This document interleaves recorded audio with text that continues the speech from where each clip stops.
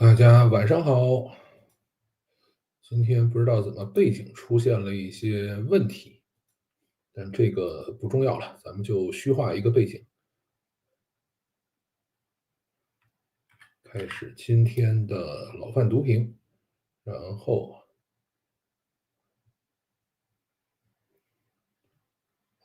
这个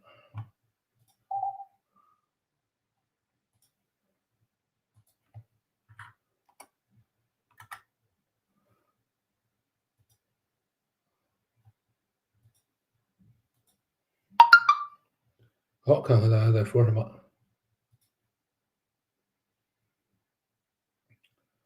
对，有人推荐了啊，今天强烈推荐了这个节目，效果还是非常非常显著的，关注数居然又一下涨了好几百，对吧？这个如果没有人家推荐的话，可能一天涨个十几20个也就这种水平了。预期曝光，心动了吗？这个心动没用啊，跟那个谁，小米汽车的交付顾问扯了半天皮，人家不给换呀，说你必须得买苏七啊，我已经交了定金，只能买苏七了。想给父母换车啊，他们好像对小米不感冒，更喜欢 X3。X3是什么啊？这个宝马，这个我觉得你如果买这种电车，还是买国产的吧。之前看了凌志的 RX350也不错，这个就不了解了。我开的凌志 RX330，大约有20年了啊，这车从来也不坏。今天去换机油，说是有点漏油，做了诊断，看看哪里漏了，修理要多少钱。刚开过长途，2天开了1000英里1600公里，也很可靠啊。如果修理漏油在$500左右，我是会花钱修的。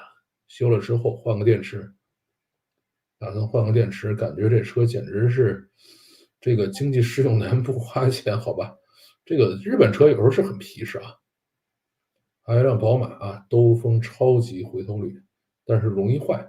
哎，好像是很多人都说宝马特别爱坏，但是因为我自己没买过这种车，不太了解，个人喜好不一样。是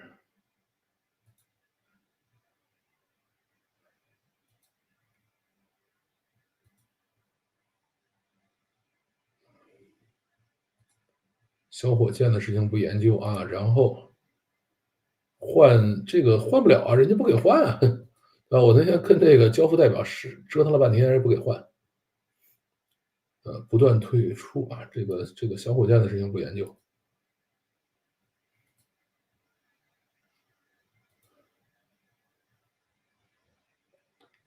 你们真早啊！请教一个问题，你用的投影机是什么牌子的？什么型号啊？以前这个从前面节目可以知道老汉对自己的投影机很满意。是的，我的投影机是这个叫什么？坚果啊，坚果那个4K 的，我忘了型号，具体型号是什么了啊？那个机器还是很棒的，非常舒服，花了我大概3000多块钱吧。头一次这么早啊！前几天 WhatsApp 和 Coser 都取消免费了，看来真的要开始付费了。这两个工具对于我这种不是程序员的人简直是绝配啊！我用来处理数据的话，随时写 Python 辅助，都不用离开这两个平台。如果你处理数据，我觉得 Copilot 就挺好使的，GitHub Copilot 比这还便宜。点个赞，回去睡觉啊，没问题。放弃 IDG 和这个极越了，这个，哎，极越这事儿就没法讲了。收音不对哦，收音不对。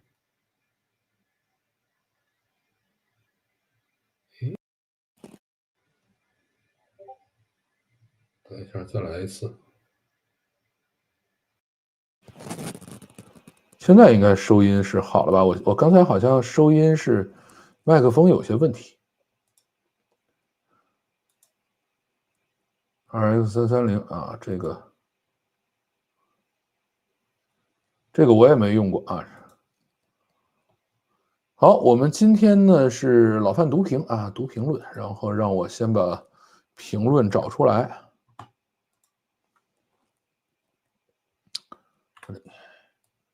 拼在一起，好，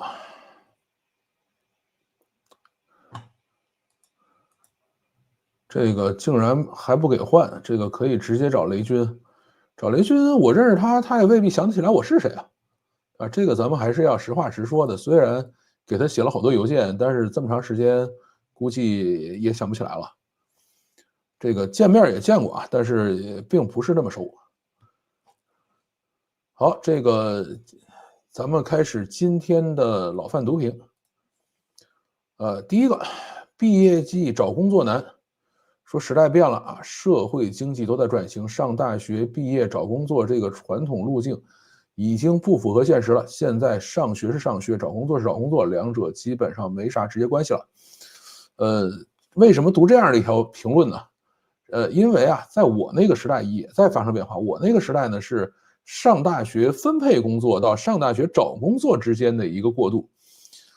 在我的上边一届吧，包括上2届，如果你想不服从分配，想去找工作的话，必须要考到最好啊。然后前几名是允许有这样的权利的。然后呢，到这个后面的人，你说我没有考得那么好，我还想这个不服从分配，想自己找工作的话，是要向学校交钱的，要交这个那个培养费的啊。当时大家就都很苦恼。但是呢，从我们那一届开始，我是1995年毕业的。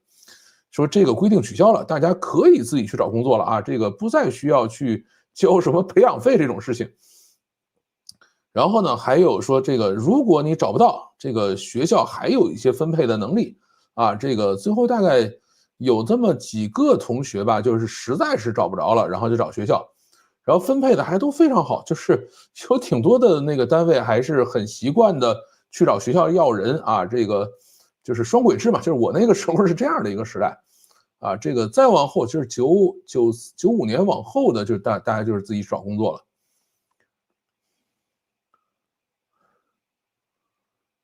再往后啊，说985女不如985女啊，就是98的舞女，已经是现实了，不是调侃。吴柳芳事件更加利好医美整容行业。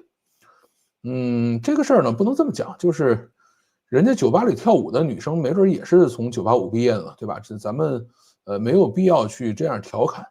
我呢从来不认为这个笑贫不笑娼是一个好事情啊。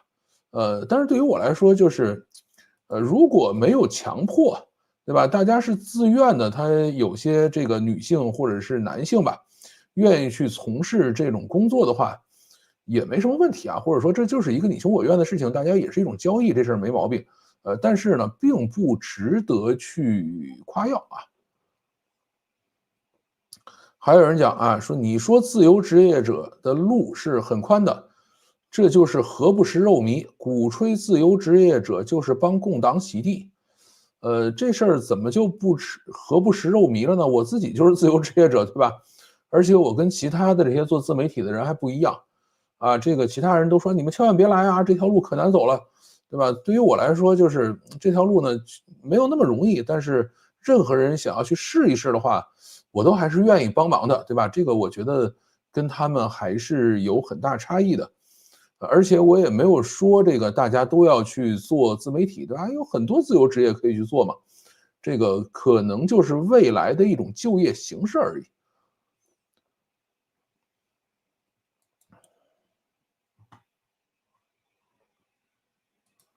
好，再看啊，这边老范讲讲呗，有没有可能是为了搞好跟苹果的合作资源和这个战略转移呢？这个自动驾驶确实烧钱 ，IDG 的效果也不太行，除了高精地图。这个我觉得现在跟苹果这件事儿也未必就一定有啊。而且对于像百度这么大的公司来说的话，他们抽出一个团队来做这个或者做其他的事情，也不是那么费劲的事情啊。让他们自己再去折腾一下吧。等我回头看一看相关的资料。那时候上大学免费吗？还是要培养费？其实也不免费。我记得我上学的时候，每年还是有学费的啊，学费好像是1000多块钱还是100多块钱，几百块钱我忘了，反正每年还有学费啊。那个时候那个还，但是就是还大头的钱应该算是国家出的，所以就是你要去自己找工作，还是要补钱的。这个反正我上学还不免费啊，就是有钱，但也要交钱，但是交的钱很少。呀，这个祝贺一下啊，拿到香港永居了，开心。这个我们也祝贺你在香港生活的快乐。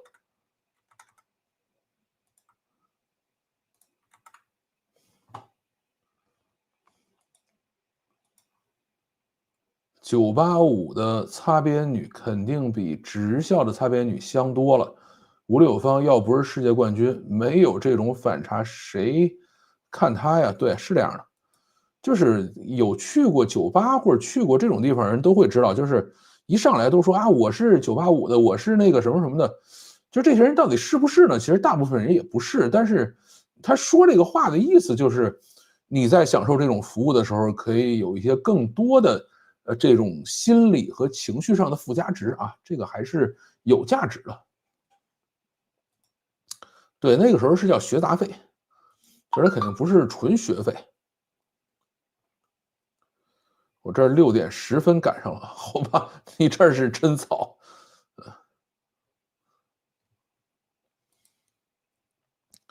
好，继续。这个宝宝树创始人愤然离群这一条啊，有人说了，说这个理性看待，年轻人的观念和老一代人完全不一样，有冲突是正常的。这个确实，我觉得不是年轻人的观念跟老年人不一代啊，跟老一代不一样，而是什么呢？就是现在这个时间点，大家其实看不到希望。就是现在的老板们其实已经不这么去 PUA 员工了，因为他知道我 PUA 你也没用，PUA 了半天，这个公司也不可能变得更好，对吧？这个市场也不能变得更好，所以现在大家实际上都在躺平的一个状态。至于这个王老板啊，这个宝宝树的王老板呢，只是自己没有太认清自己而已啊，没有什么其他的。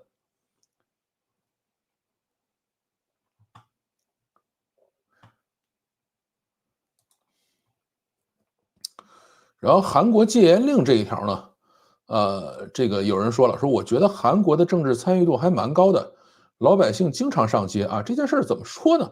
就是你跟这里比啊，就哪儿的政治参与度都比较高，但是，跟其他的一些地方比呢，就还是有一些差异。韩国自己的政策呢，也确实是比较奇怪。我记得我原来就是我们对韩国其实并没有那么了解了，就是好多人在这个评论下边留的言是很正确的啊。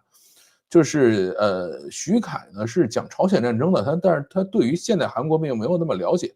然后我虽然跟他讲说我们要去录这条节目呢，结果这家伙也没有好好准备，所以呢，就是对于当前韩国政治，确实有很多疏漏的地方。但是我们反正不知道就说不知道呗。但是我要讲一点什么呢？就是不同的国家、不同的政策吧，或者不同的这种政府组建结构，也会带来一些这种不同的这种观感。你比如说像台湾啊，我记得原来我有一个台湾朋友，他就跟我讲，他说你看，说这个美国3权分立，然后台湾是5权分立啊，这个所以呢导致台湾的很多的这种事情就会直接暴露在观众面前。它不像美国似的，它有一些缓冲。我说这有什么问题呢？他说问题就是台湾人经常这个议员嘛，会去这个国会里边表演这个叫什么呢？这种全武行啊，打架、吵架，然后像泼妇一样骂街。然后这个呢，后来我说为什么这样呢？我说这些人是不是就是因为这样才被选上？他说不是的，他说这些人平时也是政治家嘛，也是非常有涵养的一帮人啊，否则你也不可能这么混上去。但是呢，他跟他的选民之间的关系有点太直接了，所以你就必须要用一些选民能够看得懂的方式来进行这种表演，对吧？但韩国呢，其实也是如此，他一方面这个总统5年啊，不允许这个叫什么呢？他是不允许这个连任的啊。另外一方面呢，他那个韩国国会也很有意思，它是只有一个院啊，像美国是参众两院嘛，它只有一院，就所以它就是这么一堆议员，然后所有事儿都是他们来管啊。而且呢，这一个院的这些议员呢，他们是4年选一届，所以就是他们跟这个总统之间的那个，就反正很别扭这个事情，它不像美国似的，比如大家都是4年选，只是呢这个议会是每2年换多少人啊，每2年换多少人，这个大家就是该选的时候就是都会有事儿干。像韩国就属于总统5年，议会4年，然后呢，总统是不许连任，议会是只有一个院啊，他没有什么参众两院或者什么这种院，他都没有，所以他们就搞得这个这个反正有一些比较怪的事情吧。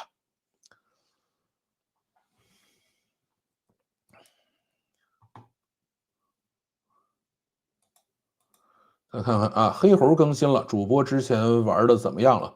这个我是到大头那儿就放弃了，就没有怎么折腾。这个 OCBC 清退用户这事儿怎么看？首先呢，我自己不是 OCBC 的用户啊，这个就是当时有很多人讲说这个可以不用去新加坡就直接开 OCBC 的卡，还可以做各种各样的事情。就是当我看到这条消息的时候呢，就知道这个事儿肯定是要出事儿了。为什么呢？因为中国人实在太多了，就是任何一个国家、地区、银行啊，或者一个机构，一旦是有这种漏洞露出来的话，那一定是会被猛薅的，而且薅进去的这些人是绝对的，是无所不用其极，会把所有的这个边边角角都试透了的，对吧？这是一个方面，所以它一定会出问题。啊，这个而且新加坡其实这个有惯例了，就是他先把大家忽悠去完了以后，再去反洗黑钱，反这个什么很多的这种炒币的入金出金，实际上他也会管。所以在这样的状态呢，就是新加坡，我觉得真的不愧是华人的国家啊，就是我先把这个口子张开了，让你们进来，进来以后我再收拾你们这个状态，这个也玩的不是这一回了。然后另外呢，也据说是就是中国这边对他们还是有一定的压力的啊，就是要求他们对这个一些这种账户啊或者一些这种资金外逃的这个事情进行一定的管控，对吧？那么他们肯定也还是要配合一下，大概是这样的一个情况了。那么如果谁有这个账户的话，反正自己自求多福了。这个没有什么办法。如果再发现有谁说啊是哪个银行的账户，然后不需要这个去，然后没有任何的审核就可以去开户了，然后可以做这个做那个啊，那这个时候呢一定要小心啊，没有什么别的。韩国这等于是刹车油门是一个钮，反正韩国确实是短了一点吧。对，黑神话做了一个特别大的更新啊，因为明天就是12月12号了，TGA 要公布结果了，所以你说他在这个时候这个更新，那不是很开心的一个事情吗？薅什么啊？这个有时候开外卡还是可以干一些奇奇怪怪的事情啊。拉新开卡赚15新币吧，这个肯定对于有开卡需求的人，还是15新币不算什么事情了。我听人说 AMD 背后是犹太资本，是真的吗？交叉验证一下。这个华尔街有哪些资本跟犹太人完全无关吗？李在明这种亲朝派，居然还说两岸冲突跟他们没关系。如果中国真打台湾，跟美国闹掰了，那我们支援朝鲜，给朝韩统一了，也是顺带手的事儿。哎呀，这个不要用这么简单的思路来去看这个国际问题啊。更新了地图啊，就是挑战。其实肯定，如果哪天他说他把这东西变容易了，我会回去打；如果没有变容易的话，我是不会回去打的。我刚看了更新内容啊，还好吧？对这个，哎，反正有人愿意玩就玩呗。上海就业情况极差，北京如何？反正我就一直在家里待着，我也没有出去找工作啊，所以不知道。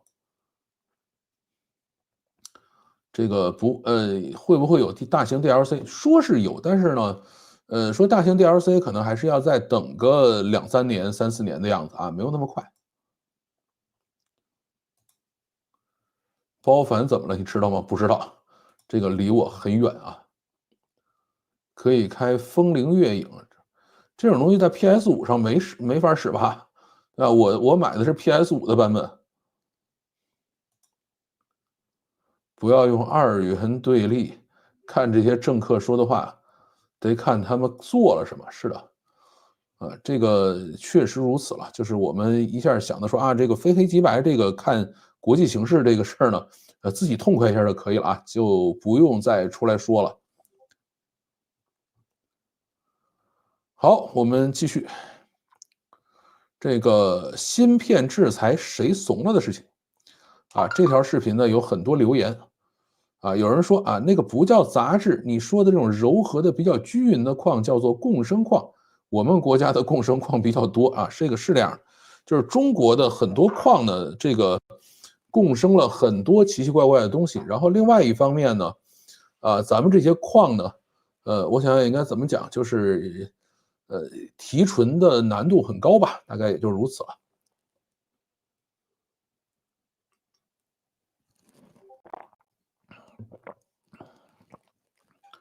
好，继续啊，这个老范信息有路径依赖，在中亚挖矿是4、5年前的事儿了。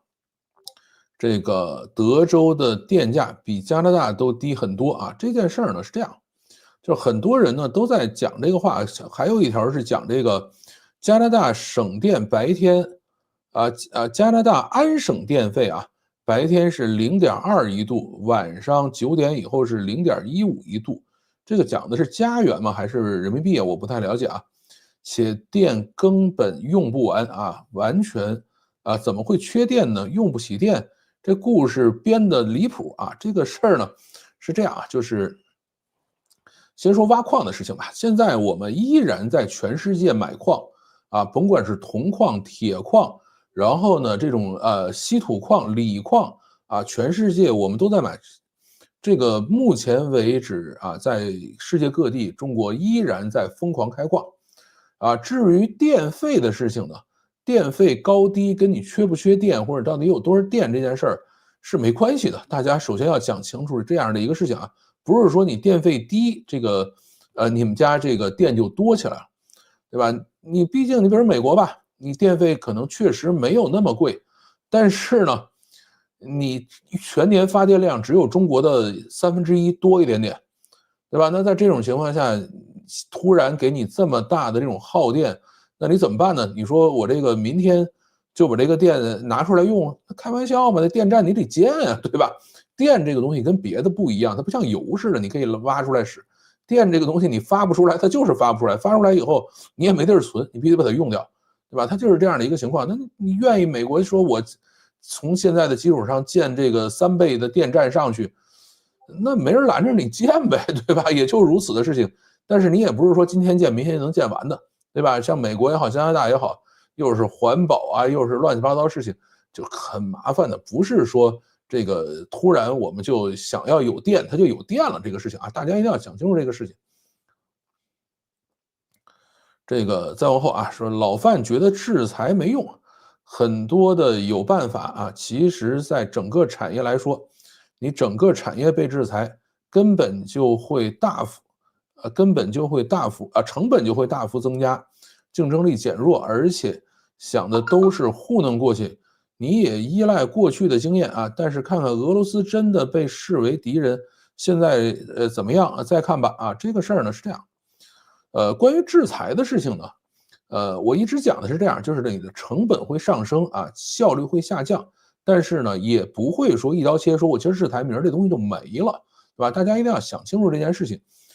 这个我们也承认啊，这个成本会上升，但是呢，市场这种东西啊，它总是会去寻找更低成本、更高效率的解决方案啊。那么这个过程呢，不是说中国人就多聪明去钻空子，对吧？而是呢，整个的市场最后还是要去应对制裁之后的这种新的形势，全世界的人会帮忙一起去找漏洞，然后呢，让这个成本和效率重新达到平衡啊。我觉得这样讲，不知道你是不是能够明白啊？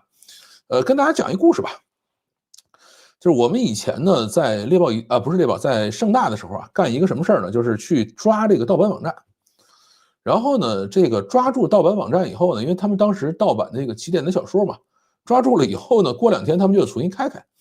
因为呢，你像一个网站嘛，就是一套代码，对吧？然后这个数据呢，就是一个数据库备份一下，你把它抓住了以后，它就重新申请个域名，然后那个再去这个把这个系统部署上去，你不就又运转了吗？后来我们就这个问老板说，你看我们这么辛苦去抓这个盗版网站，这个不划算啊，我们这人力可能比他开这个都高，对吧？这事怎么办？后来老板说，你要想清楚这样的一个问题，每一次这个盗版网站换地方了，对吧？然后呢，它的域名都要换成新的，因为你把它原来域名没收了嘛。那么在这个过程中的话，它原来积累的什么 SEO 的这个优势积累的这个大家用户使用的习惯这些东西呢都没了，那么就有一部分用户会找不到它。那么在这种情况下的话，这个盗版信息传播的效率就会下降，传播的成本就会上升，所以我们依然这个工作是有效的。当然我们后来也想了一些其他的办法，其他办法什么呢？就是这个让警察上门抓人就是后来是那个抓住了一些人去坐牢，然后那个盗版网站呢，在有一段时间呢，确实是减少，对吧？这个因为你把人抓走了以后，它就不可能再快速上升，但是呢，你也没有办法把它杜绝干净这个事儿没办法，只能是通过不断的加大制裁，不断的去，当然我们不叫制裁了，我们就是不断的打击嘛，然后呢，让这个盗版信息的传播成本不断上升，效率不断下降这个制裁甭管是美国制裁咱们，还是咱们去反制这个事儿呢，都是一样的，就是都是在增加相互的成本。我们也不是说我们把这些东西不出口了，美国就一把就完了，这个也不可能只是成本会上升你像美国，比如说现在在这个现有的基础上，你别说3倍了，你多造出1倍的电站来，那它的这个成本也是要上升非常非常多的。你到那个时候，你再说我们这电可便宜了，你等到那时候你看看电便不便宜，对吧？这个所以都是如此的一个情况。再往后说感觉面对美国制裁这次很从容，明显是有心理准备，有实际准备显得很淡定。这个事儿呢是这样，就是第一个呢肯定有心理准备，这个没什么好说的，因为美国这一轮的制裁应该是从可能半年之前就在传一直传来传去，然后最后还是下来了。然后另外呢，其实也不叫显得从容，对吧？有些事儿你也没办法，对吧？你制裁我，如果我就老老实实反制回去，然后你不让我买你的芯片，我也不把我的芯片卖给你，这事儿没法整，对吧？所以现在我们也是在很认真的挑选，很认真的思考，说到底怎么能够又显出态度来，然后呢，又让自己的日子还变得好过一些。因为大家知道，中国每年也是要出口很多芯片的，中国到今年的话，可能到11月份已经出口了1万亿人民币的这个芯片了。中国在全世界的芯片生产上大概是排第3还是第4的一个位置台湾第1，然后呢是日本还是美国是第2、第3的意思，咱们可能是第4，所以这个也算是一个非常大的这种芯片生产和出口国，这个是不能随便乱制裁的，对吧？但是中国呢，这个肯定是已经准备好了一堆的这个反制手段然后就看你到底出了一个什么，然后我还要表达一下我的意愿也就如此了。再往后这个就刚才有一位网友把我刚才讲这个话呢，稍微的这个诠释了一下，说据中国海关总署12月10日公布的最新数据，前11个月中国集成电路出口了1.03万亿元首次突破万亿元，同比增长20.3%就是所有这种就是我们叫成熟制程就是像7纳米那种叫先进制程吧。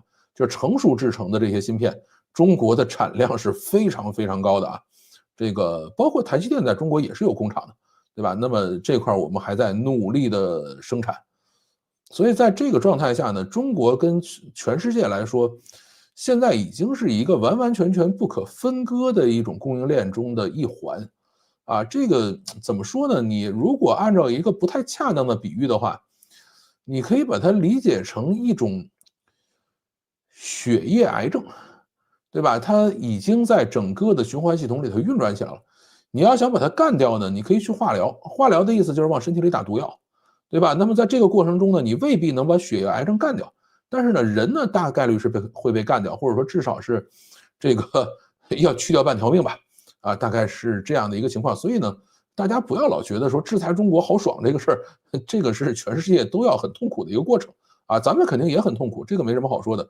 但是呢，其他国家也都很痛苦啊，这个就是啊，就是跟中国脱钩的过程，对于全世界来说，就像是一个癌症病人在进行这个化疗啊，或者是放疗啊，做这个事情啊，它还不像是俄罗斯啊，俄罗斯因为它相对来说，经济没有那么全面的加入到整个世界的供应链里边去，所以呢，它那种癌症还可以手术，对吧？我可以把这块拿了。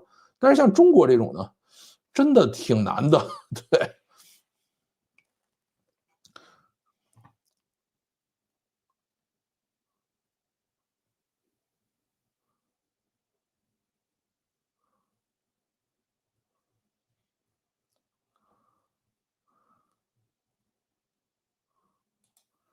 来了啊，也有这周第一次赶上的，欢迎。苏七到了吗？苏七还有18周，加班看直播，哎呀，这个真辛苦。直接上修改器一路通关，只有 PC 才能上修改器，我是 PS5啊。晚上好，今天主题，今天就是老范读评啊，我们每周会有一天的时间来读评论。扳手加持，能量满满啊！这个我们会给所有的这个叫什么？我们会给所有的会员发扳手啊。挖矿我觉得已经吃力不讨好了啊，这个其实真不一样。中国呢现在大力在非洲挖矿啊，然后咱们在那边挖完了这个矿，即使是炼完了的矿渣，都比国内的，比如像铜矿什么的，都比国内的这个，咱们这个优质矿的品位还要高一些。所以中国的这个就是很多的矿藏确实是，怎么说呢，就是和的太匀乎了。小米 SUV 是明年6月份才能上市，对，不用等了。哎，但小米确实不太会起这个，名字啊。你像小米的轿跑叫俗气，然后 SUV 呢叫逾期，对吧？这个，所以到明年6月份未必能上得来啊。很多中年人不玩 FPS，多人是因为手残总会死啊。我觉得其实是不爱玩了。因为只要爱玩，就算一直死也会硬着头皮玩下去。我那个 FPS 是因为头晕啊，就是我从开始就打不了这玩意儿。我以为说的是 BTC 啊，不是啊，BTC 这个事儿呢，啊也可以啊，BTC 在中亚挖过矿啊，咱们也干过什么俄罗斯啊，那个什么哈萨克斯坦啊，是这些地方我们也确实去挖过矿。啊，但是这种呢，就是这个东西其实有点像刚才咱们讲的 OCBC 那个事情，就是你去一个两个呢，人家不管你，因为他们好多这种国家的电费是有补贴的，但是你去了好多人，然后一下就占了非常高的份额以后的话，一定会被制裁的，这个没什么好说的。今天包子铺老板给打了广告啊，想问目前涨了多少了？我看一眼啊，这个看一眼，这个还是可以去瞅一眼的。哇，涨了，现在应该涨了有800啊，今天涨了800个。我已经把这个过去一个月，今天一天把过去一个月的关注都涨出来了。前几天看墨水屏设备被推了1年前出的这个 Note 2的视频，买了一个 Note 3 Pro，这个还在用这个设备吗？啊，我现在是这样，就是我那个 Note 2的那个设备，我太太在用，我自己又更新换代了。我现在买的是，叫 Tab 10C，就是我现在换彩色的了。刚来啊，在想现在是隐喻呢，还是真实挖矿？哎，这个不那么重要了。吉悦汽车宣布倒闭了，今天啊，挺好的，这个倒吧。我觉得最近比较开心的还是哪吒汽车啊，这个把 CEO 给干掉了，被散人打广告不会对老范在国内有影响吗？其实还好了，就是我们还是不要觉得自己那么厉害，对吧？咱们还有一个就是说话，咱们也没有这么特别过分的说嘛。OCBC 就是中国的在封走资派的路啊，这个算是咱们确实是有声音出去了，大家不是要就得听嘛。但是怎么说呢？因为这种银行业务啊，它很麻烦。你比如说，你如果不听，对吧？那么我们就真的找一些人来说，哎，这个是这个红通啊，那个是这个一些这个，比如说洗钱呀。或者另外一个，比如说是这种贪污啊，就是他出去的钱肯定有问题，对吧？那我就不停的折腾，折腾这个事儿，你肯定还是要配合的。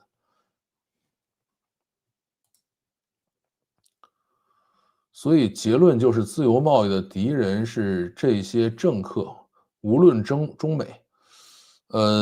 这个不能这么讲啊，就是自由贸易的最大的敌人其实还是，或者什么叫自由贸易吧？咱们这么讲。你说，大家都保证8小时工作制，然后保证这个很好的劳动保护，保证这个，有这个不错的薪水的情况下，对吧？那么在这样的情况下，如果大家都保证了，那么是不是可以一起做生意的？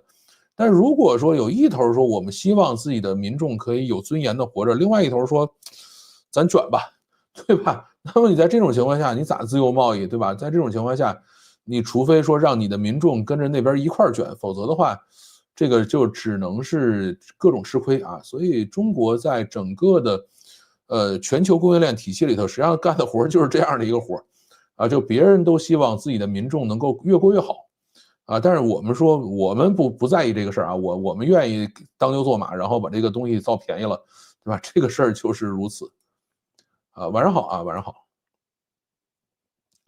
史泰龙那部剧的剧情啊，这个叶子农场一讲到无限便宜的电，一堆人都嗨了，应该是缺电的，缺用来生产的工业用电啊。其实电这种东西呢，它不是一个固定的价格啊，电就很多的国家地区它会对电进行补贴，对吧？或者是即使不补贴的话，有一些电厂之间也会有一些竞争吧，它大概就是这样的一个情况。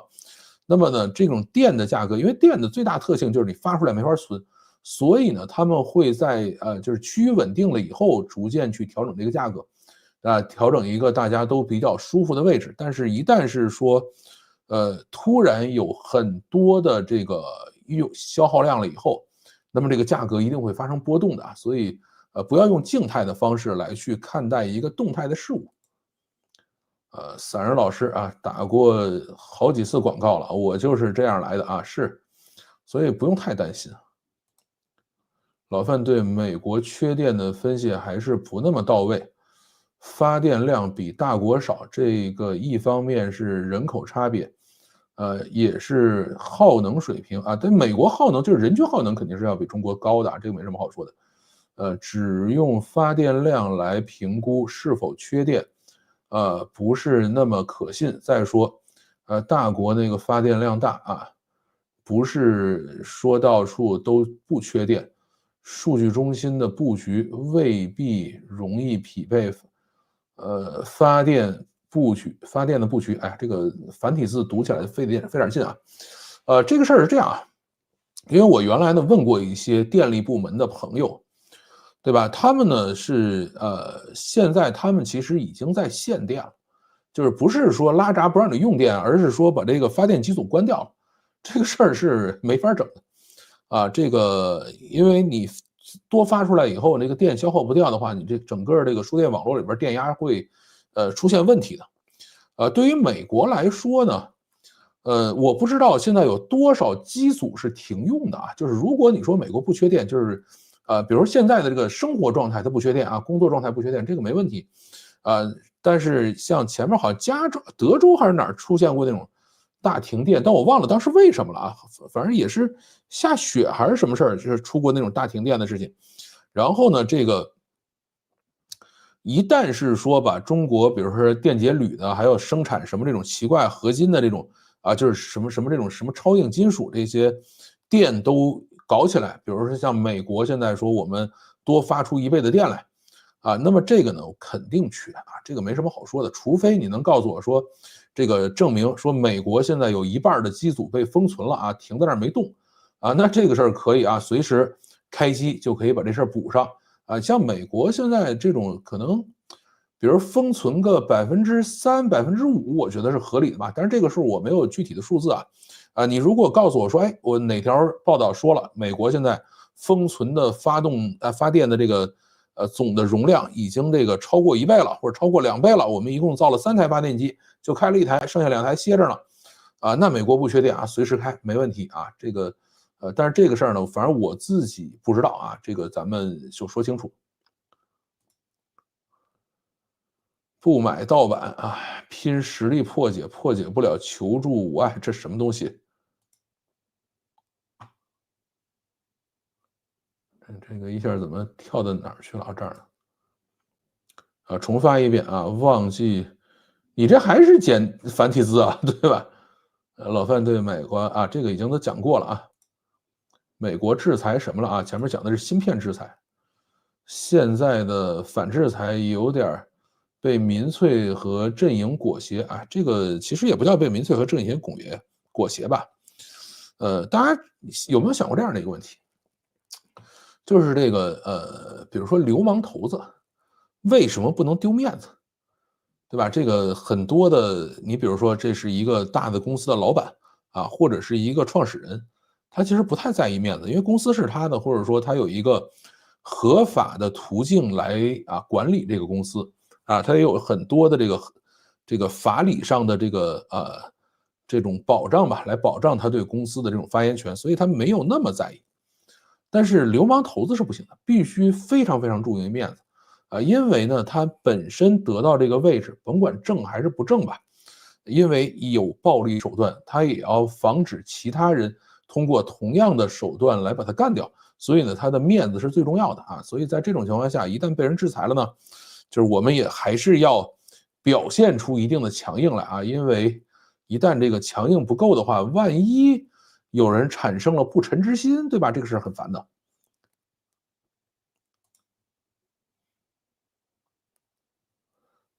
对，这个其实刚才跟我们讲的一样嘛，就是你现在到底有多少闲置机组嘛？如果现在比如说美国有1倍以上的闲置机组啊，那你可以来跟我讲这个。有本事和中国断交啊，这个哎，千万别这么干啊！咱们还是能把日子过下去就好好过下去，行不行？搁俄罗斯，欧洲没了半条命。是的，欧洲也很痛苦，但是这个对于美国来说应该还好啊，因为毕竟离着远嘛。现在中国芯片出口量超过韩国，排第2，美国第1啊。这个看吧，如果把台湾算成中国的，那中国可能就排第1了啊。如果台湾单独算的话，就是台湾第1，美国第2，中国第3啊，大概是这样的一个算法。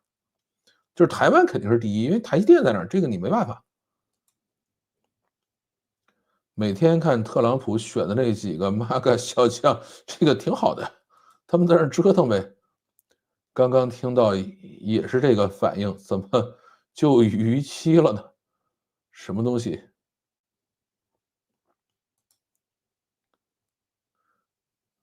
是不是有点非黑即白？为什么要断交？对，美国重新布置供应链，如果大国供应链的份额减少1/3，那么经济失业，那些就会很挑战啊。但这个呢，就反正都是有一个时间成本和这个，就是包括这个资源啊或者人力的这种成本需要去承担呗，而且也不是说马上就可以见效的。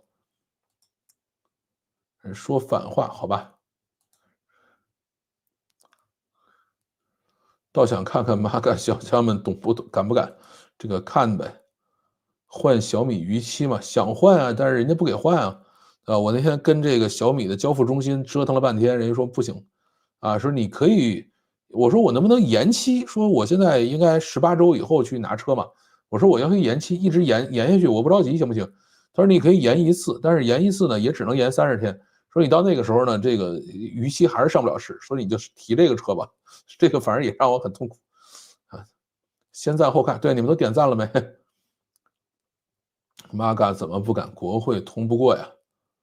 这个，哎，这个有的时候就是这个大家都过了以后呢，这个就等于把东西搁在川普桌头上，然后看他敢不敢弄。对，散人今天提名字了啊，感谢。宾大小伙刺杀这个的事儿啊，看了，这个正好今天录的节目还提这事儿呢，明天早上放吧。我那个节目还没剪呢，等我直播完了以后去剪那条去。魁省电价水电非常充足，不过因为要用电取暖，所以冬天还是有点缺电。啊，这个是挺好的。哎，但是我有一点不懂啊，你比如说像这种加拿大这种，它到冬天它那个河它不动嘛，它动了以后咋发电的这种水电，对吧？这个事儿我不太了解啊，这个可以请加拿大的朋友跟我讲一讲。制造芯片没有制裁成熟制程啊，大国芯片出口量里边其实还是有很多是进口的芯片，在大国封装测试那些提升附加值，不是数据展示的那么厉害。这个可以去看大国芯片进口中成熟制成芯片的这个进口量啊，挺好。哎，这个呢，反正我就是这意思，就是说还是挺多的啊。这个咱们自己也确实造了挺多芯片的。啊，这个也中间有一部分是用的别人的芯片回来封了一把，然后就再出口，这个是另外一个问题。有没有老范有没有可能讲讲10月新出的两用管制条例啊？这个我好像前面这个没有必要详细讲这个玩意儿了吧？因为我也懒得去看这个东西了。记得以前看过官媒的这个社评，上头说反而是提高劳动者待遇，会影响出口和外资投资，笑死人了啊！不为国民谋福利，要发展看这个，哎，这个咱们就不研究这事儿了。Maga 现在对国会的掌控力量还是很大的啊，对，至少是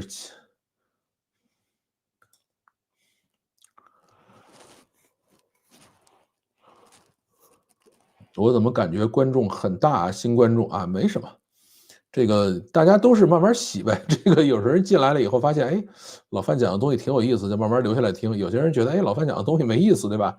然后再流失，这个是很正常的。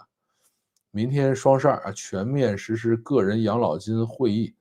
这个，我觉得明天咱们还是研究一下那个什么吧，TGA 到底是不是给黑猴发奖吧？这个才更有意思一些。至于个人养老金这个事儿，等出来再看结果，这有什么呢？裹挟哈，这个，哎，我觉得川普还是比较老练的。大国的芯片目前有些模块还是购买的啊，也就是说 IP 积累比较少。这个你有没有想过 IP 积累到底是干嘛？对吧？这个 IP 积累呢，其实做的东西是标准，就是说你比如说这个 CPU，你说我离开 ARM 的 IP，然后自己生干行不行？没毛病。那你杠完了以后，谁给你写驱动呢？对吧？你往哪插呢？这事儿没法整。所以呢，ARM 等于说我定义好了，然后定义完了以后呢，大家都照我这个标准去写驱动，然后做这个各种接口啊。你只要照着这个 ARM 的这个标准去把这个芯片做出来，那就 OK 了，对吧？其他你就不用管了。所以这个事情，很多 IP 其实干这个事啊，不是说我们自己没有或者做不出来啊，而是说它没有完整的生态啊，你自己去做这个东西就推不起来。Maga 小将马斯克如何跟大国总理保持关系，两边吃利益的？但马斯克到国内来还是比较那个什么的啊，还是比较谦卑的，至少在总理面前。这个 Sora 现在使不了啊，这个我现在上去了以后，都是说没有开放注册，对吧？我觉得简直是个假开放。我现在觉得可能能用上 Sora 的人还是非常非常少的，否则的话，那 Twitter 里边绝对是这个 Sora 视频满天飞了啊！到现在为止，你在 Twitter 里的其实没有看到什么 Sora 的视频出来，这个我觉得可能还要再等一段时间才能用上吧。这个我也觉得上头的政策没有什么研究价值，都是黑箱，都是靠猜。哎，这个等出来再看呗。这个美版尹锡悦很严重嘛？反过来想想，大国变成尹锡悦，哎，这个不能乱讲啊。咱们这儿都是这个一致支持的啊。可能是要给黑神话了啊。提名的几个都比较差，今年是小年啊，这个看吧。感谢老师的解释啊。原以为芯片的 IP 仅仅是硬件的 IP，其实芯片 IP 主要是它的一个跟软件相关的一个标准。你比如说像咱们这个国内的显卡，好多是买的那个叫 Imagination 的 IP，就是英国的一个公司 IP。然后呢，咱们的那个 ARM 其实主要就是都是用的他们家的，就是像华为什么都是用的 ARM 的 IP 嘛。后来说我们不再跟 ARM 走这条路，就是做那个 RISC-V，实际上那是另外一套开源的 IP 体系。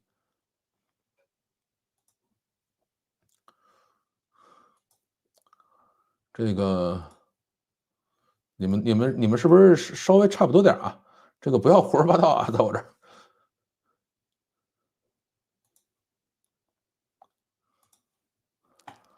好，我们继续读评论啊。这个你们这个有点太放飞自我了啊。好，这个第一个，中国在沙特发行美元债啊，有人讲了说中国外汇存底的美国国债是在赚美国的利息，不是网民以为的借钱给美国，且中国需要拿美元外币作为人民币发行储备的一部分，累积外汇存底是让全球相信你自己货币的价值，外币存底。目前很难有哪国的货币能够取代美元啊！这位朋友呢，第一个就是你在国内储存美元这件事儿呢，肯定是正确的啊，就是你存了大量美元以后去发行人民币，这个事儿肯定是有一定的道理啊，但是呢，也没有那么大的道理。为什么呢？因为毕竟人民币的发行量是美元的2倍，对吧？你如果说光是靠存美元就去发行人民币的话，你发的比人少这事儿行。你现在发行量是人家的2倍，这个事儿就有点说不过去了哈。然后另外呢，这个把这个美债作为说赚美国利息这事儿呢，是可以这么讲。但是另外一方面呢，这个我们也确确实实把钱借给美国了，对吧？然后如果我们去把美债都卖掉，美国也是很不开心的一个事儿，对吧？他也不希望我们去卖掉，他们也希望我们能够继续去买他的美债，对吧？这个每一次美国像什么商务部长啊跑来也会谈这个事儿。所以这件事儿呢，算是一个相对比较公平的交易啊，并不是说谁的这个赚的多一些，谁赚的少一些啊，这就是你情我愿的事情。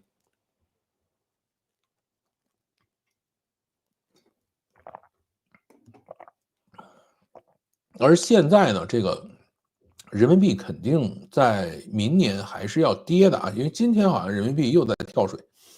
这个因为国外也有小作文出来了，说人民币要跳水，而且国家是准备放任人民币的这个价格再继续走下去，对吧？而且国内的这些粉红们讲的是什么呢？他说你别看人民币跳水了啊，这个你再看看那些崩了的，对吧？这个美元从这个川大统领选举胜利之后就在快速上升，那么在这个过程中已经有一些国家的货币崩掉了。我们虽然是在稳定的下滑，但是呢，这个我们的经济还是很强劲的，还是稳中向好的，对吧？这个我们没有什么问题，这个还在讲。然后呢，中国现在在不断的减持美债，也就是在卖美债。然后另外一方面呢，这个中国央行最近是在重新的去购置黄金啊，我们要这个多买一些黄金进来，去给人民币做底子，对吧？而不是单纯的靠美元。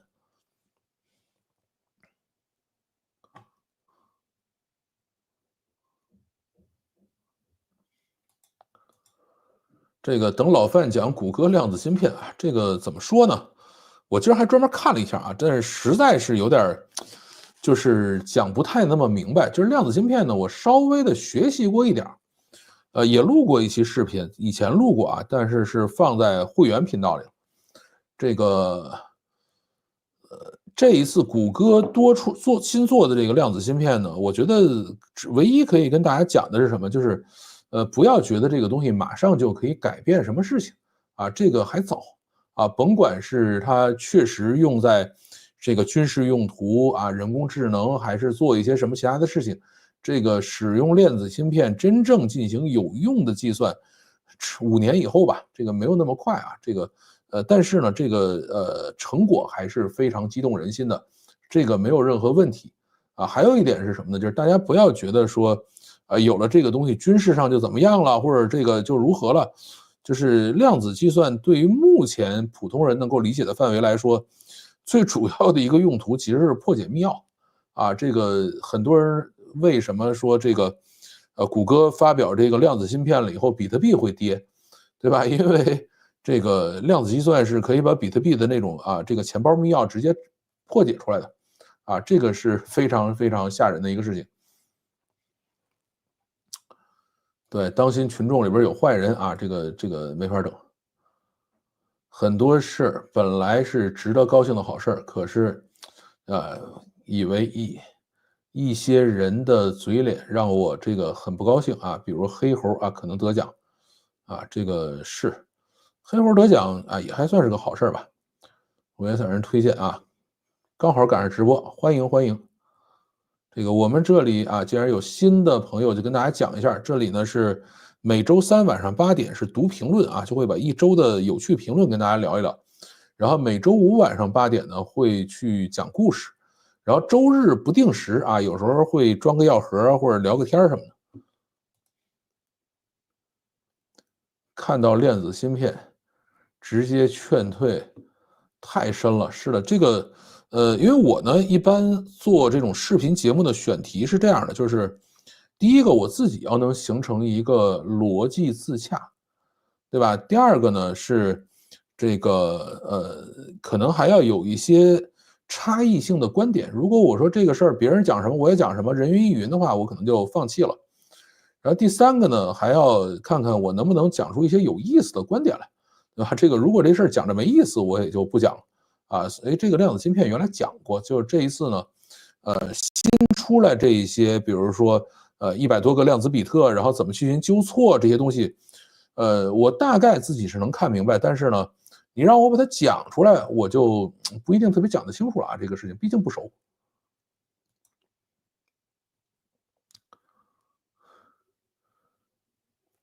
这事儿没任何问题，好吧，就是各种口头禅啊。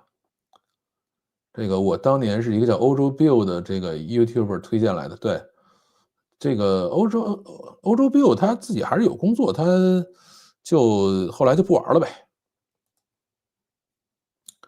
之前看了一些文章说量子计算对于这个对，主要是做一些哈希算法这块是可以做，但是还有可能其他还有非常非常多其他的这种算法是可以使用量子计算来做的啊，但是绝不是像大家想的是我们现在所有的计算扔到量子计算里都可以变快很多啊，不是这么回事儿。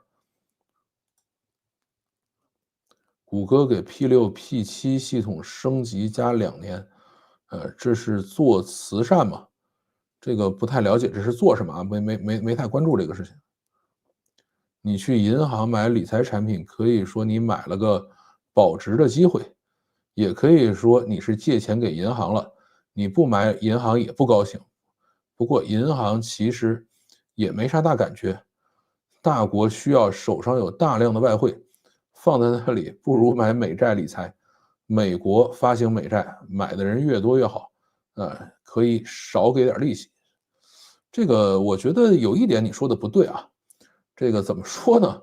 这个你去跟这些银行的投资经理打交道过，你就会知道，这个投资经理为了让你去买他的理财产品，那也是不遗余力的啊。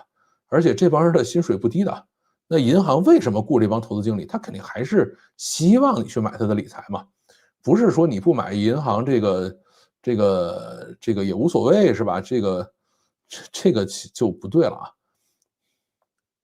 如果银行你买不买都无所谓的话，他干嘛花那么多钱去给你雇那个理财经理，然后那个理财经理还要定上 KPI，然后在那儿跟你泡半天蘑菇，然后求着你买点东西啊，这个没必要的事情。量子芯片在破解特定问题上很强，但通用性目前不强。是的，有谁还记得室温超导？是那个就是那什么 LK99那个玩意儿吗？大家好像还在折腾呢。老范还搞不搞数字游民的活动了？哎呀，最近实在是有点宅了啊，最近没怎么动作。好，继续。这个修改 M1统计口径这条，补贴有用是个伪命题啊，要看是有什么用啊。这个例如，如果老范本来就要买一个家电10000元，然后居然还拿了补贴2000，那就没有刺激老范的消费。他本来要消费10000呢，现在只消费了8000，国家补贴有用吗？肯定有用，但是用处是降低了实际消费2000元啊。这个是卡尔加楚写的一个评论啊，这个我是记着的。这个事儿呢，是你用了一个个人的个例啊，去给出了一个统计的结果，这个事儿呢就非常的不严谨了，对吧？像我们做这种测算的时候，一定是什么？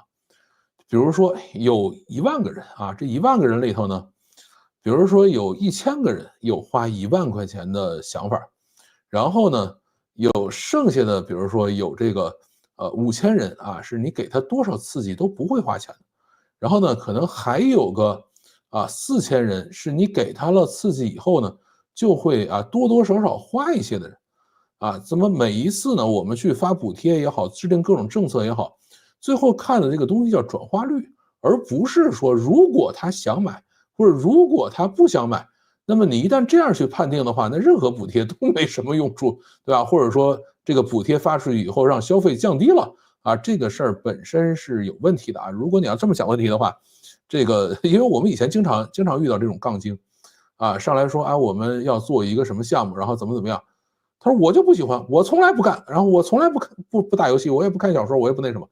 对吧？后来说这事儿跟你有关系没有？又不是说让你去这个进行转化，因为最后面对这个转化率的时候是没有人的，它就是一个数字。这个转化率到底是千分之几，还是一个什么样的事情？其实没有那么大的关系啊。就是至于说这个人原来就想去玩，还是人原来不想去玩，到每一个个体身上，你再去做这种统计结果就不科学了。今儿我看了一个特别有意思的这个数据啊，是什么呢？就是Kimi 啊，月之暗面，他们呢在投大量的这个游戏广告啊，他们投一个游戏说，哎，你想这个游戏玩游戏嘛？然后这个游戏里头有好多东西你搞不明白啊，好多攻略你搞不明白吧？你可以到 Kimi 里来问我啊。他投这种广告，然后他们这种广告是什么呢？希望让这些打游戏的人去用他们家的大模型，对吧？那你说这打游戏的人会用大模型吗？啊，上来一个打游戏的人说我就打游戏，我才不用呢，对吧？你如果这么统计的话，这事儿都没意思了啊。但是这个他们最后的统计结果大概是千分之二点几的转化率啊，就是每展示400多次吧，400几十次能够获得一个用户啊，这个是有数据统计的。那么你说在这样的一个情况下，你说这个人本来就是要去的呢，还是什么样的呢？对吧？这个还是要去想清楚啊。再往后说，过去30年其实是特例啊，太多人把它当成常态了啊，准备迎接现实啊。这个事儿呢，其实我是不赞同的。我从来不认为什么东西就是特例，什么东西就是常态，对吧？每一个人啊，每一个这种团体吧，都有权利去追求这种增长和更好的生活。既然我们已经过了30年快速增长、快速上升的这种生活了，啊，那么这个叫什么呢？我们依然期盼它这样去发展下去也没什么问题，而不是说我们就要接受这个现实这个再说啊，好笑是个人活期存款，银行千方百计不让你领出来，然后 M1却说这也算是你的灵活运用的钱，这就是表面功夫，数据维稳，可防可控，对现实经济毫无意义。你要算支付宝的钱，但里面的钱很多人是用网上贷款借来的，那本质是债务啊。这个事儿呢是这样，第一个呢就是个人的活期存款，你要去取钱，银行确实会给你找麻烦。但是如果你消费了，银行其实是不管你的啊。就是你比如说你在银行申请一张信用卡，跟你的这个个人的这个账户挂在一起，然后你嘁哩喀喳去消费啊，或者是你拿它去买房或者做石头这个事儿，银行是不会管你的啊。这个不会说，哎，我这个银行账户上存着这个200万，然后我突然告诉银行说我拿它买房去了啊，银行说不行，我不让你买房啊，这个他不会干。你除非什么，就是我要把这个200万现金取出来，这事儿不行啊。或者说我现在想把它转走，转到别的银行去，他也不乐意，对吧？那么买房消费都没事儿，所以这个呢算 M1啊，这个可以快速消费的这个钱。然后呢，这个支付宝里边的钱呢，如果你是拿它去买理财了，那么这个呢就算 M2了啊。如果说我是备付金，这个算 M1啊。至于说你从网上借贷借回来的钱啊，他不管你，只要它是备付金可以随时支付的，你都算是 M1啊。比如说银行现在也天天给我打电话说你是优质客户，我们愿意给你放多少钱贷款，他只要放了啊，到了我账面上，那么这个钱在我没有转成理财产品之前啊，就都算是 M1啊。你一旦是说我把它这个变成理财了，或者说我去存了个定期啊，这是算 M2啊，他就这样算。然后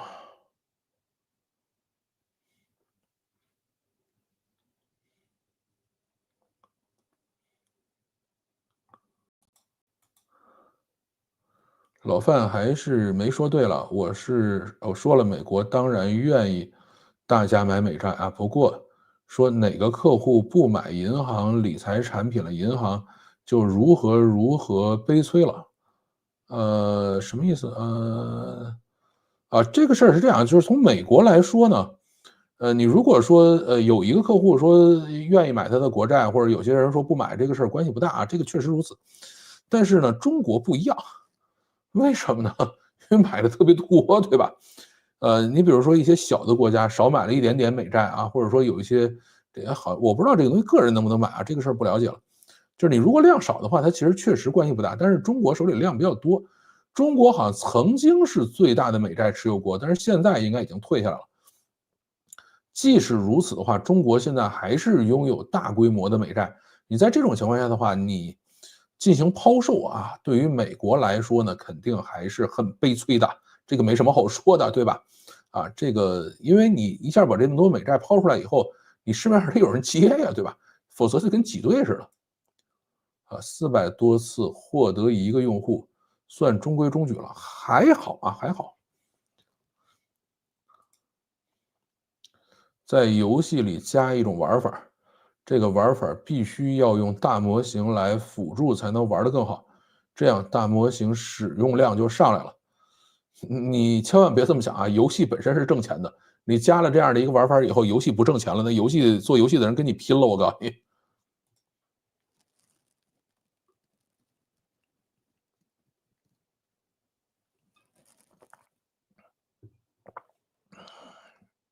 你也没有转化率的数据了啊，我那里只是分析这类数据，并没有这么简单啊。这个我也没说我现在算出转化率了，但是我说你用一个个人的个例来替换转化率，这事儿是不对的。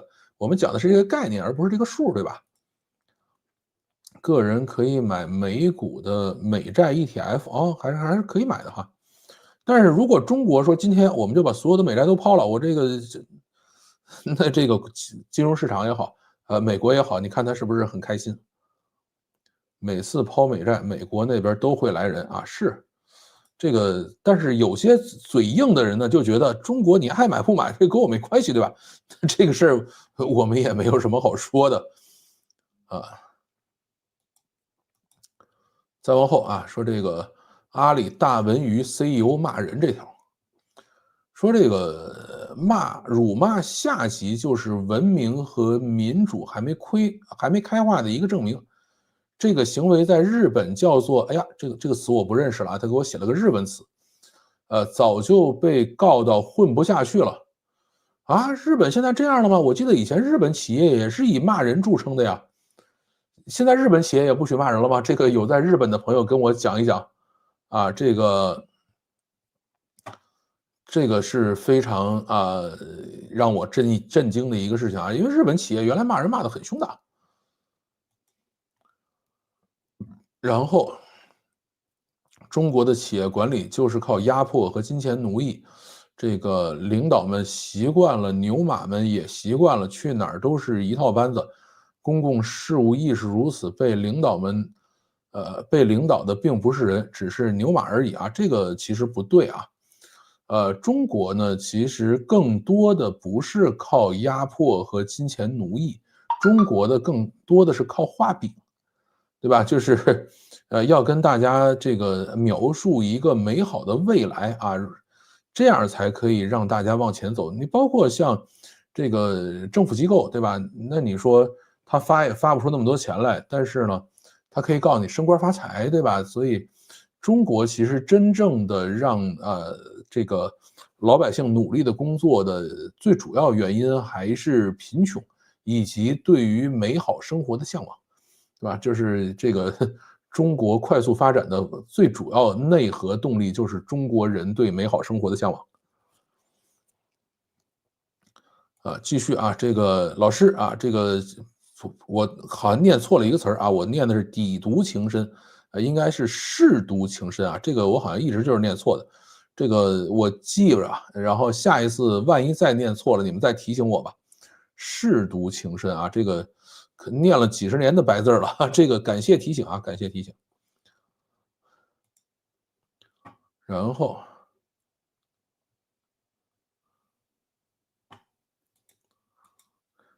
我也从来不打游戏，但我从来不小看游戏产业啊，这个就对了。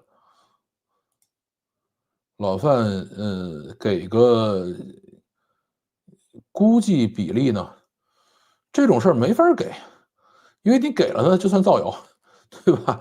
因为国家说给补贴管用了，然后最后要看统计局的数据，所以我觉得咱们去看统计局数据就完了，就是他给了补贴以后，到底补了多少钱，刺激了多少消费出来，对吧？咱们去看这个就可以了。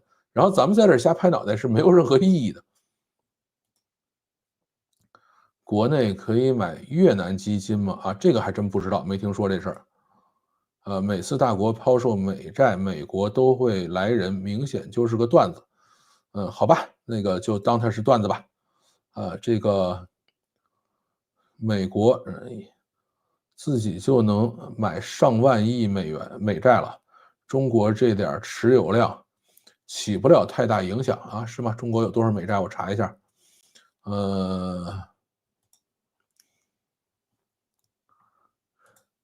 中国持有多少美债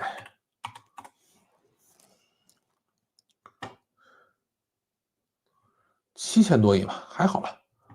然后2013年是1.31万亿啊，现在呢还剩7000多亿啊，那差了很多。我们现在已经卖掉一半多了，是吧？卖掉不到一半多吧，应该是卖掉了不到一半吧，将近一半的给卖掉了。反正慢慢卖吧，挺好的。现在在玩游戏啊，欢迎，挺好的啊。我是说老范给个大国购买美债占美债的比例啊，这个查就好了嘛。现在一共有多少美债？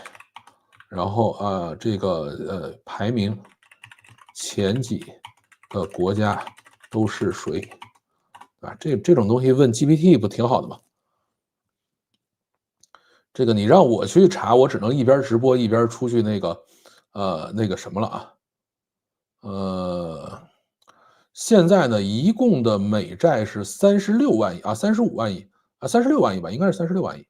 对，然后外国购买的是7.57万亿啊，占21%。然后呢，第一名是日本，是1.1万亿啊，是这个占14%，就是外国持有美债的14%。中国呢是7600吧，刚才我看的是11月份的11月份数据啊，这个统计的数据是10月份的，是7696亿， 7696亿啊元的美债啊，是占10.2%，咱们是第二。然后英国是7200，是第三，9.2%。所以中国是全世界持有美债国家里的第2名啊，也就是这样了。你的这个等于你看你这种事儿，其实你在这个一边看直播的时候一边查 GPT 是要比我一边放直播的时候一边查 GPT 要方便的啊。占比好像不到3%啊，这个7000多亿是现在有7000多亿。换手很快换成黄金了，对，我们把美债都卖了，然后这个换黄金不就完事儿了吗？这个盲打，这个打字现在还需要看着打，这玩意儿不是每天就累死了吗？是这今年好像也就这几天又在疯狂的买黄金啊，那这个事儿就搞呗。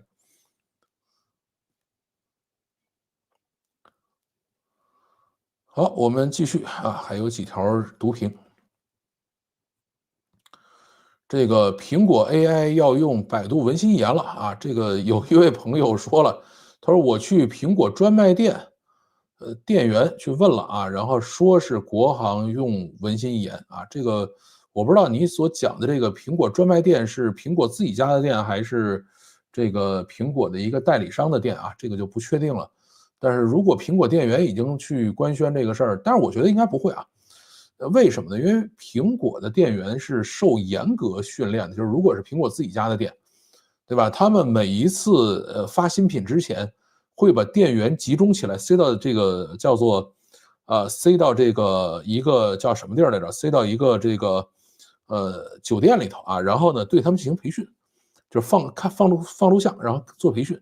培训完了以后呢，这个还要进行这个保密教育，然后签保密协议，然后才能从酒店出来。然后等着新产品发布的时候啊，一下就会介绍新产品了啊，他们是这么来工作这个事情的啊。因为我有一次在北京的三里屯苹果店买东西的时候呢，碰到了一个就是以前也是个创业者，就跟我还打过一些交道的人，后来他就创业不做了嘛，然后就到苹果店里边去做这个苹果店经理去了。他呢应该是就是外地的一个苹果店的经理，然后正好是到北京来培训，然后在那个苹果店里头在值班。跟我聊过这个事情，就是苹果每一次发布新产品的时候，第一个保密意识是非常非常强的啊，第二个就是他们会集中培训啊，不会零零散散的把东西放出来啊。那么这块呢，我觉得还是再给我们留点念想吧，千万不要上百度文心一言啊，就这么简单的一个事情啊。好，继续这个英伟达被反垄断调查这一条啊，这个。有人也讲了，说我认为中国政府最大的问题在于选择性执法啊，这事儿都可以做，但是一个政府或者机构本身不透明，没有明文的标准，按需执法，这就让人不得不怀疑他们行为的目的了。这个中国政府干这种事儿确实有比较多啊，因为原来跟大家讲一故事吧，这故事原来可能讲过啊，这个有些人新来的再讲一次，什么呢？就是当年的这个有一个案子，就是游戏 IP 权第一案啊，就是当时是赔了200多万还是赔了多少钱？就是以前游戏 IP 侵权是基本上判不下来，或者判了赔的钱都很少。然后那个案子是《守望先锋》啊，就是暴雪的《守望先锋》告了国内的一个应该是手游还是一个页游的一个小公司。说你侵权了啊，你用了我的这个形象设计，然后这案子呢拖了4年还是拖了几年，就搁那搁着了，因为标的也不大，大概50万还是几十万的一个案子。因为就是你要去起诉的时候，你要先给这案子设一标的嘛，就是整个做完了以后一共是多少钱，就是甭管是律师啊、法院啊，都是按这个标的的1%来收钱的，对吧？他弄完了以后呢，本来这案子就以为是死案了，因为这个。守望先锋在国内最后也没火起来，然后这个就是抄袭他那个游戏呢，最后也没火起来，大家都已经就是干别的去了。突然就国家一声令下，说快把这案子翻出来啊！然后呢，我们现在要快刀斩乱麻把它判掉，而且这个50万不行，必须200万啊！然后就这个法院就动起来了，然后把这个守望先锋的人也找来，然后把那个当时侵权他的人也找来，说我们现在要判这个案子啊！说怎么回事呢？是这个美国也是有代表团要来。说我们要这个中国重视知识产权这事儿，我们要做一个典型案例啊，必须把他判了，对吧？当时就干完了以后，说我们就50万的标的啊，这个总共侵权也没造成什么损失，对吧？他这个游戏也没运行起来，或者说运营了半天也没挣着钱，那这个我们怎么办呢？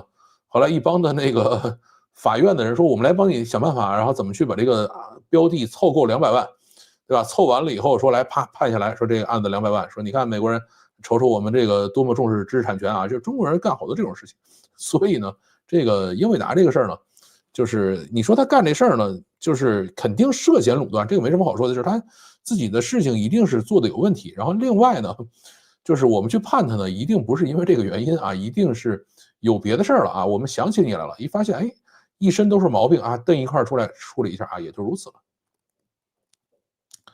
了。继续啊，这个说这个有人说挺好的，赶快把英伟达分拆了吧。以前买了个中高端的卡2000左右，现在得5000了。这个怎么说呢？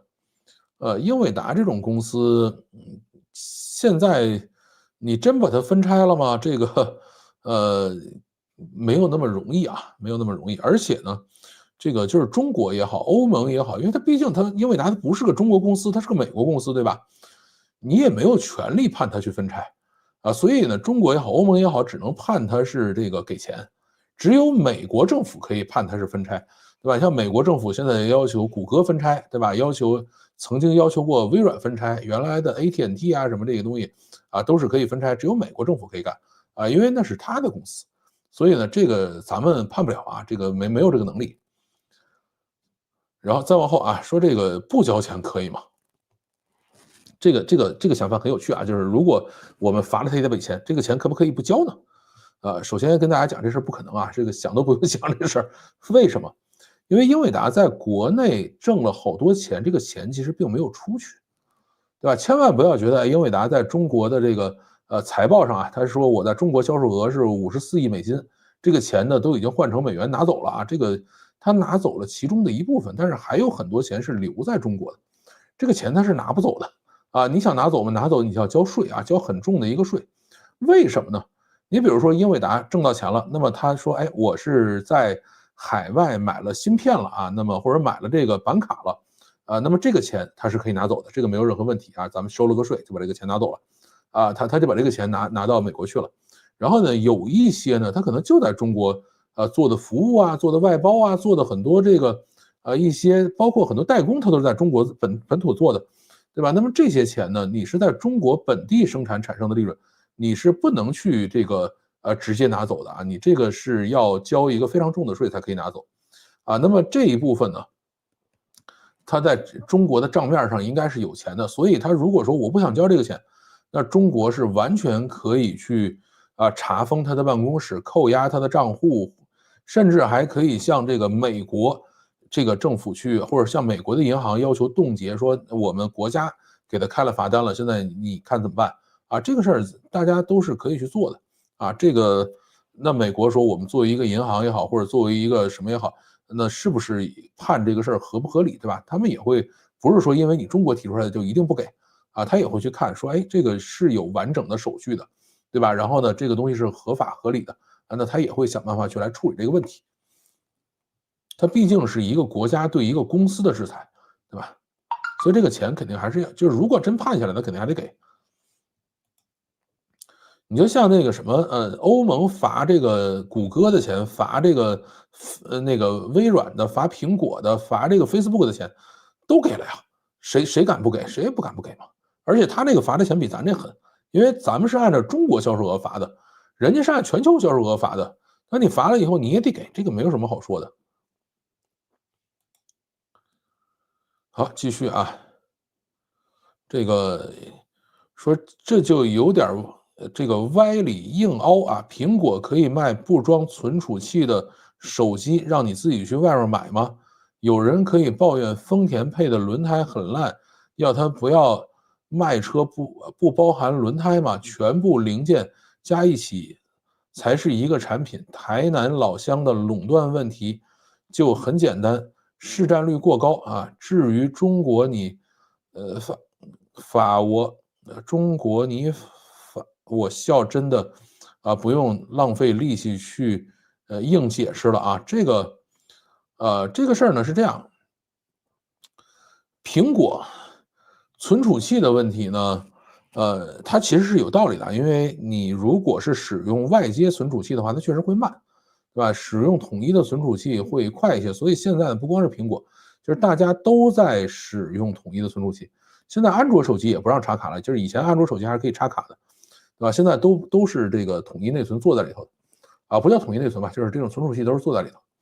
但是电池这个事儿特别逗啊，就是欧盟好像下了一个命令，说这个苹果你必须要能换电池，这个也是比较有意思，看苹果怎么来处理这个事情。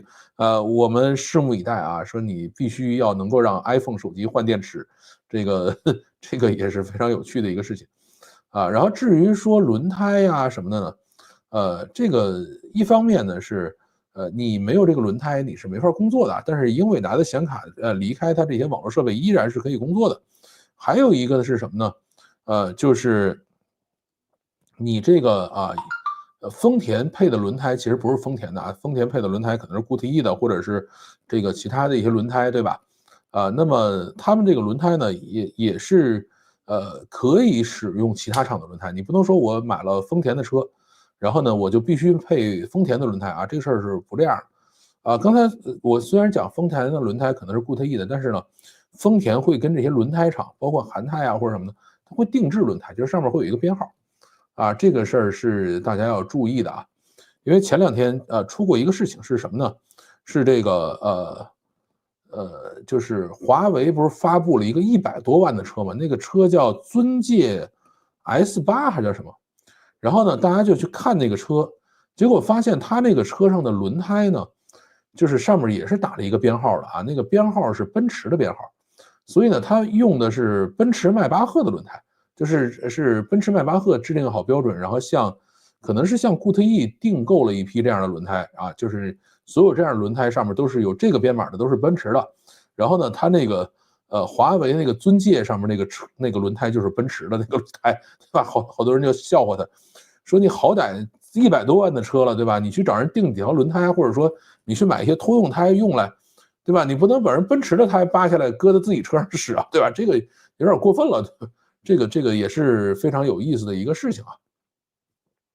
所以这就是一个产品，一个你的各个部分到底哪一部分算是完整产品的一部分啊？哪一部分算是搭售的东西，对吧？比如手机，存储啊，然后呢，电池现在我们已经默认它是手机的一个完整产品了啊。欧洲人不认啊，欧洲人要求电池可以换，对吧？然后呢，汽车呢，我觉得出厂的时候你应该配一个胎，这事儿没毛病啊。而且这个胎呢，其实是可以根据用户的要求换的。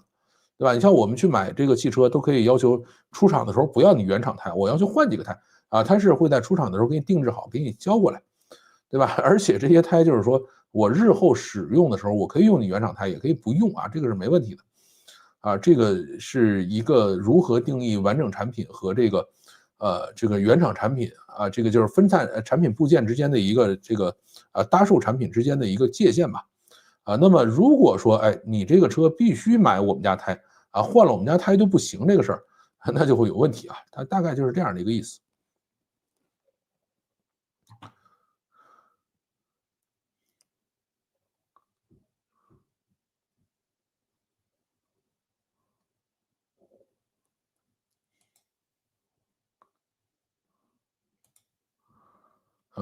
好了，咱们再看看啊，每次美债出来有3倍的人没买到啊。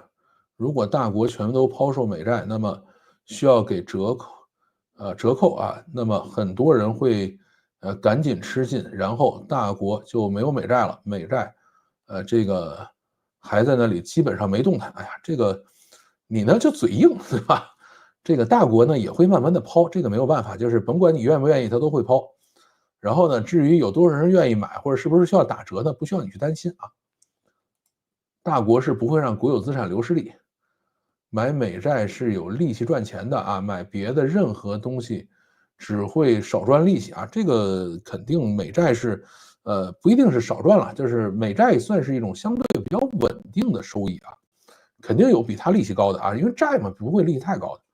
但是你对于一种大批资金来说，比如几千亿美金，甚至上万亿美金来说，可能没有什么比美债收益更稳定的东西了。债是类现金，等于美债就是美元啊。这个怎么说呢？也不能这么完全去讲吧。吉悦汽车今天倒闭了，好吧，这个看来明天可以做做功课来讲故事了啊。买特斯拉，空新东方，来看老范了啊，赚了70%。好，这个恭喜赚钱，还不打个赏吗？没钱买英伟达了，大家赶紧买，肯定赚钱了。这个我们这里不做这个这个叫什么啊？我们这里不做这个投资意见和建议啊，各自的挣了钱了亏了钱都是自己的，跟我们没关系。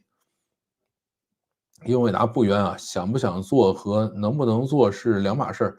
查英伟达能查啊，法理上其实也没毛病，理论上的罚款金额也比欧洲温柔太多了，是这样。但是呢，就是在咱这儿垄断的多了啊，但是为什么就罚他？肯定还有别的事儿。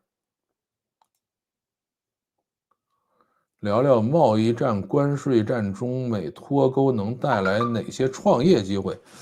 这个咱还是别老惦记脱钩了，好不好？咱还是惦记好好把日子过下去吧。这个真脱钩了，这个很麻烦的，就是甭管对他们对咱们都很烦啊。这个昨天我也去看了一下《羊毛战记》的第二季，我觉得比第一季有意思多了。第一季关键是开头的很长一段时间你有点摸不着头脑，对吧？但是到第二季的话，你发现，哎，当这么多东西都已经知道了以后，依然有这么多的这个这个这个东西需要去探索啊，需要勾起大家的好奇心，还是很棒的。创业机会可以倒卖英伟达显卡，这个也算吧，也算吧。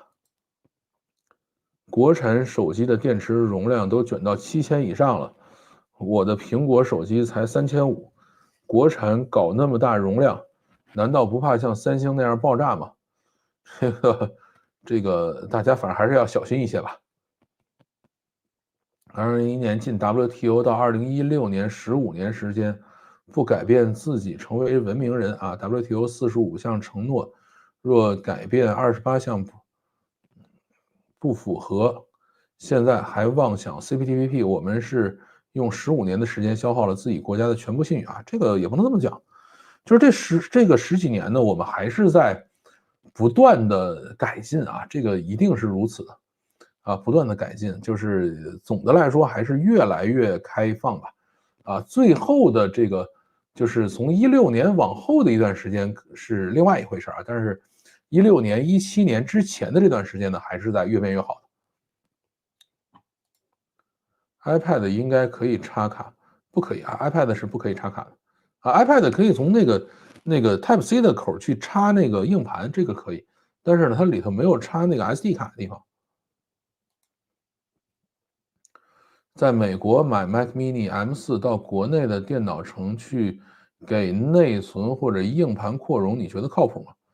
这个你为什么在美国买呢？你直接在香港买不就完了吗？还便宜还省税，对吧？买完了以后就直接腿到这个深圳去，然后在深圳那边去扩。但是要注意啊，内存是扩不了的，只能扩硬盘。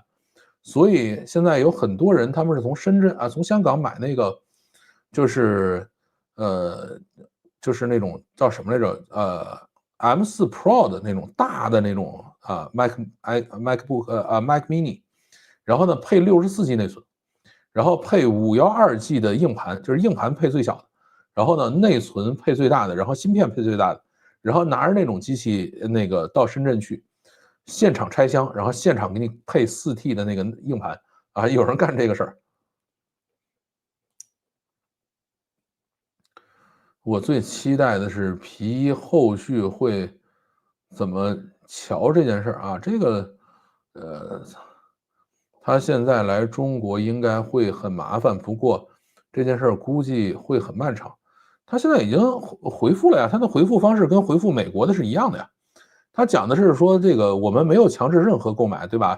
大家愿意购买我们的产品，是因为我们的产品质量好，然后那个性能卓越，对吧？所以大家愿意买。他不好说这个物美价廉啊，因为它东西确实很贵。对，这个他当时回复美国政府的调查也是这么回复的。现在呢，他又用同样的话来回复中国政府，这不是扯吗？中国是要面子的人，对吧？这个刚才我们讲了啊，什么人要面子，对吧？所以这个他这么去回复中国肯定是不行的。至于以后他能不能来，我估计应该也还能来，然后来了以后大家也会这个奉若上宾吧，大家还是会接待他啊。其他的这个该罚的钱还是要罚啊，这个没什么跑的。脱钩主要是这个小将们喊得欢啊，那喊呗。肯定是这个垫底儿。为什么国内那么多人希望脱钩呢？国内我觉得希望脱钩的人应该不多吧？中国肯定不愿意脱的。对，这个现在政府现在也出来说我们希望跟美国的关系还继续好好弄下去，对吧？这个最近都是也在发出声音来。现在倒卖英伟达金砖就已经赚了一大票了啊！是，但是现在这金砖现在还有吗？金砖是 A100是金砖吧？后边的好像就不是那个颜色的了啊。现在反正不是那么容易搞了这个东西。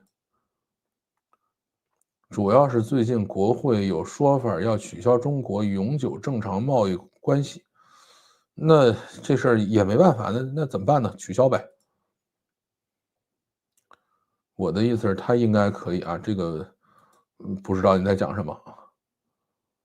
取消是美国搬起石头砸自己的脚，应当高兴啊。这个，哎，这个没办法。iPad 要能插卡的苹果的黄金内存还怎么卖？是的，把 iPad 里头卖的东西不叫内存 ，iPad 内存是死的，iPad 里卖的东西其实是 SSD 啊，它是个硬盘式的东西。赶上直播了，好极了啊！请教范老师一个问题，你的观察，现在 To B 的软件生意是否随着中小企业缩减投入而比以前难做了？大企业也难做哈。这个现在所有生意都难做，没有哪个生意好做的。TikTok 情况不妙啊，也没什么不妙的，接着折腾呗，怕什么？如果董王有站出来站 TikTok 了，是啊，其实你大不了就是11月啊，就是1月19号就关了，对吧？我们就下架一天，下架一天，然后等到这个董王上台了以后再接着折腾呗。现在这个 TikTok 要求的是什么呢？就是他已经上诉到最高法了嘛，他要求的是我也不需要你判我这个行还是不行，对吧？你就干一件事，把这事延期，延到董王以后再说。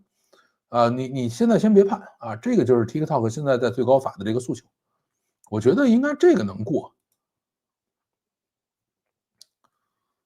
问题不是垄断，是因为有中资，什么意思？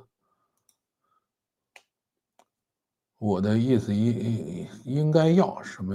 这个不行啊，因为我读这种评论呢，都是这个从上到下顺着读，所以呢，这个就是跟其他的人串在一起了以后，就读不懂这句话到底是什么意思了。好，我们今天的读评呢，差不多到这儿啊。我看还有什么？强烈推荐《漫长的季节》，真的是很好看。这个是我这几年看过最棒的剧，甚至超过了大部分看的美剧。《漫长的季节》是中国剧吗？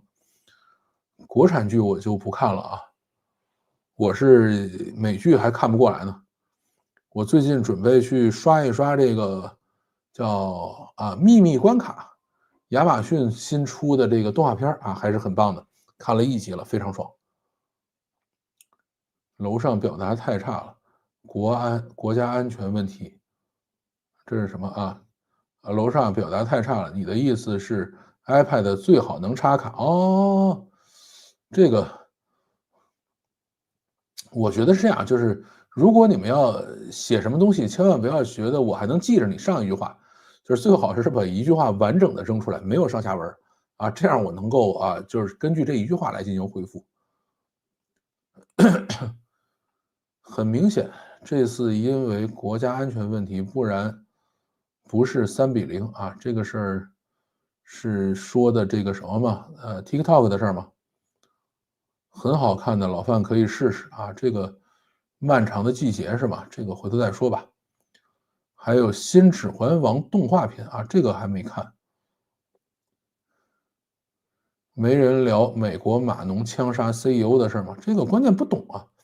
就是美国的这种医疗保险制度到底是什么事儿？因为我们自己跟这个完全没有关系嘛，对吧？比如说像卡尔家属，你比如说你在美国用这个美国的医保，然后会有什么问题？这个会有什么感受？这个你可以去聊，对吧？但是像我这种也从来没有用过它这个东西，不知道怎么回事儿。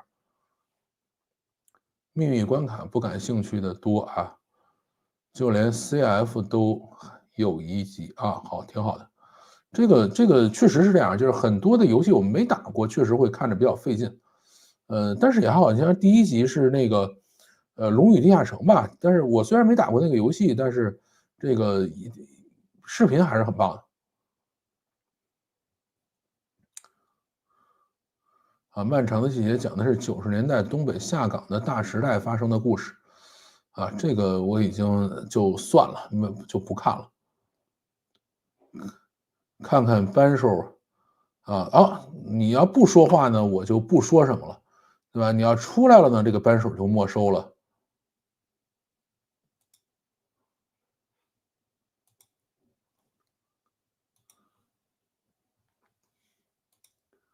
是码农杀的吗？应该算是啊。漫长的季节太好看了，好吧？这个国产剧我是从来不看。请收扳手啊，搞不定缴费了，等你下次搞定的时候再发吧。这个扳手是什么啊？扳手是我们在这个什么上有这个叫什么来着？就是我们的比如说这样的吧，大家看到它名字后头，对吧？有一个扳手，还有一个钱的标记。钱的标记呢是付费会员，扳手呢是评论区管理员。他们呢可以在评论区里把这些奇奇怪怪的评论这个删掉啊，这个是给他们的一个权利。主旋律现在实在没法共情了，哎，算了，不想看了。2部获奖剧，一个主角去韩国领奖，另一个导演都没去领奖，国产剧的实力也就那样了啊，算了。汇丰的扣款卡也不行啊，这个不了解是什么。漫长的季节可以看，确实不错，好像是去年还是前年最火的国产剧啊，不看了。美国股市不倒，美国制造业就不会回归，因为金融太好赚钱了啊，这个没必要这么绝对嘛。